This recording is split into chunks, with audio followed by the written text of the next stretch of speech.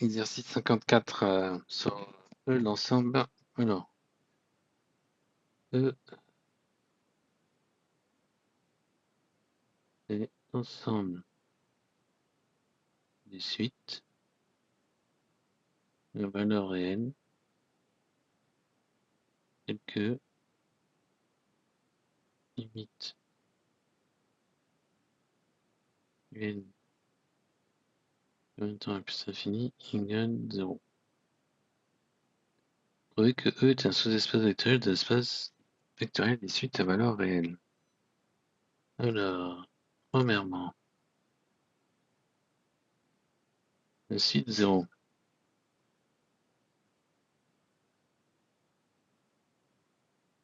La suite nulle. Cette suite-là, elle appartient à E.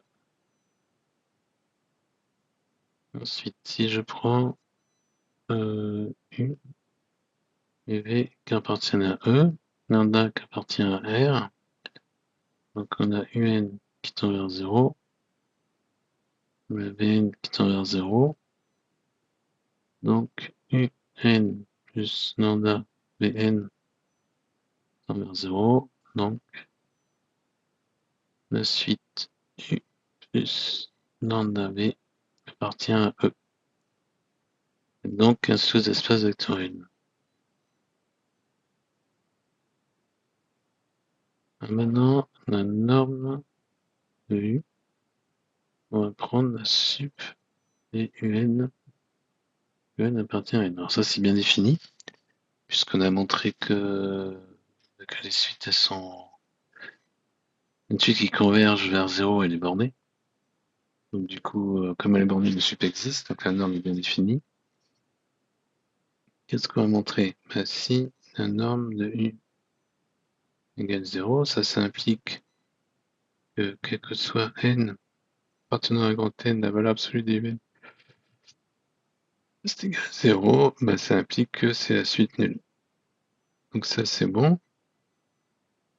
Ensuite, lambda appartenant à R, U appartenant à E, on a la norme de lambda U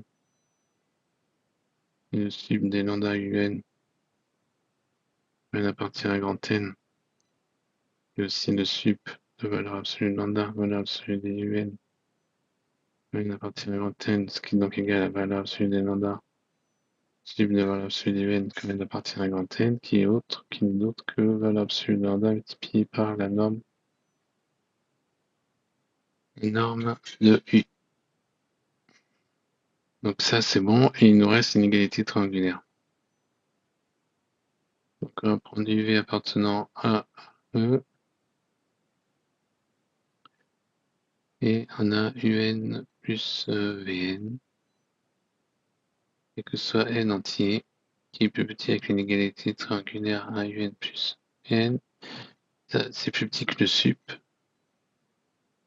et comme c'est vrai quel que soit n, ça veut dire que le sup, donc la norme de UE, et que la norme de U plus la norme de V. Donc c'est bien une norme. Ensuite, on va montrer que ce truc-là converge. Eh bien, quel que soit n appartenant à grand N, UN sur 2 puissance n plus 1, valeur absolue, est plus petit que la valeur absolue des UN sur 2 puissance n plus 1, qui est plus petit que la norme de U sur 2 puissance n plus 1. Or, la série 1 sur 2 puissance n plus 1 converge. Comparaison à une série de Riemann, on peut même la calculer, hein. N varie de 0. On peut même pas comparer à une série de Riemann, qu'est-ce que je raconte, c'est une suite géométrique. Ça fait 1 demi. C'est les termes d'une suite géométrique de raison 1 demi. Donc ça va nous faire 1 demi, 1 sur 1 moins 1 demi, 1 demi. Donc ça va nous faire 1. Donc la série des UN sur 2 puissance n plus 1 est absolument convergente. donc converge. Car on est sur C. Et c'est complet. Ok. Donc ça c'est bon. Et maintenant on pose. Alors, on va peut-être effacer un peu.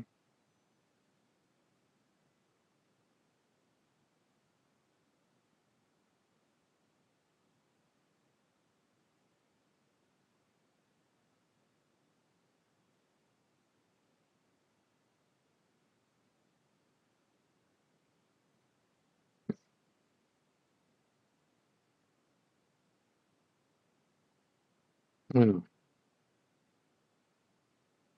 On pose donc une application qui va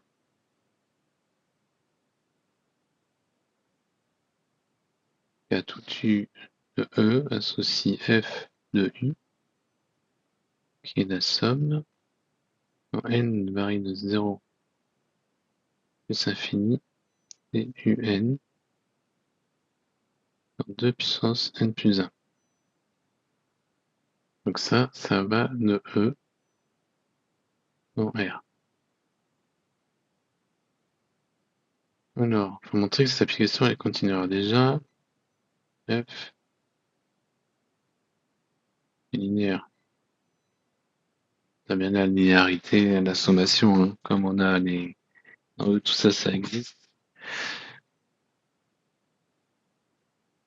Les séries vont converger, donc ça, c'est linéaire de manière évidente. Et ensuite, quel que soit U appartenant à E, la valeur absolue de F de U est plus petit. Donc là, on va faire l'inégalité triangulaire. Alors on peut... Bon, on va y aller doucement. Allez.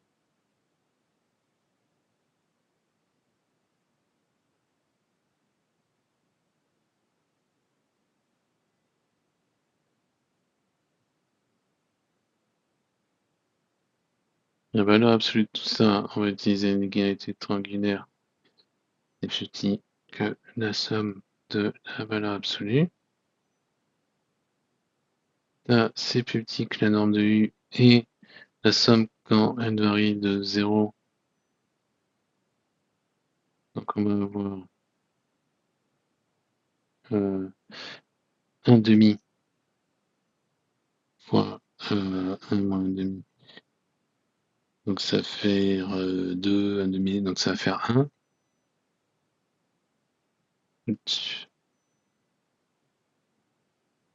Donc là, ça va faire 1 moins 2, le nombre de termes, plus 1. Parce que quand on fait la somme, n varie de 0, la grande n de 1 sur 2 puissance n plus 1, ça va nous faire 1 demi. N varie de 0, la grande n de 1 sur 2 puissance n. Ça fait 1 demi sur 1 moins 1 demi.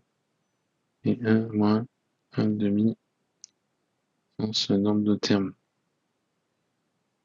Donc ça va faire 1 demi, 1 demi, ça va faire 1, 1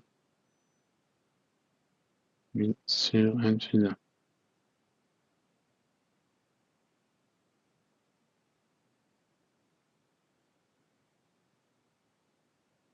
Bon, ça, peu importe, c'est plus petit que 1. Donc ça, c'est plus petit que la norme de U.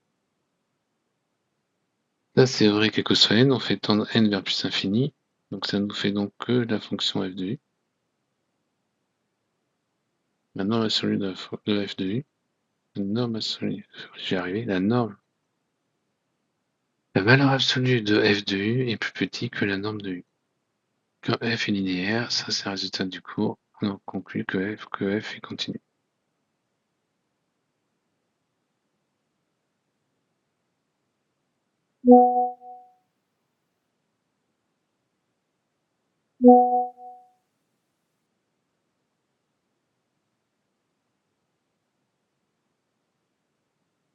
Voilà.